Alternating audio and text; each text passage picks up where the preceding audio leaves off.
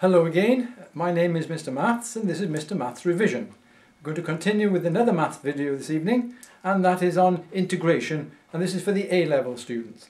So if we have a look at the board, I'm going to do an integral for you. What we're doing here is an indefinite integral, and it's an indefinite integral because we don't have any limits.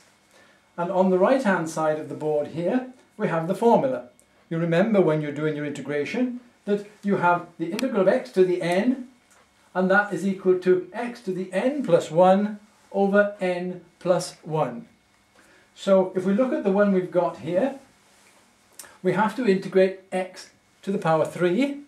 If we follow the rule, then of course that will be x to the 3 plus 1 over 3 plus 1.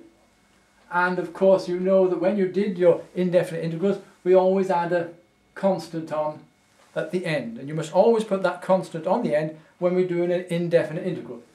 So we simplify this now, and we have x to the 4 over 4 plus a constant.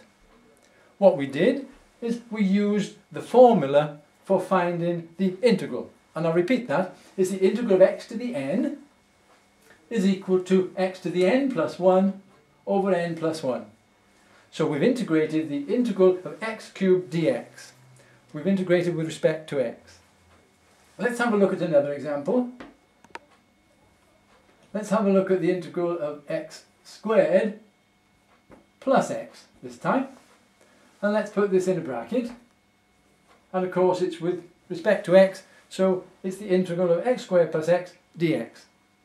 Let's integrate each term with the formula. So we have on the first one here, we have x to the 2 plus 1 over 2 plus 1. And then we integrate the x here, of course that's x to the power 1. So what we have now is x to the 1 plus 1 over 1 plus 1. You see what we've done, we've followed the formula for integrating x to the power 1, and it's x to the 1 plus 1, you see, because n is equal to 1, and it's over 1 plus 1. And don't forget the constant on the end.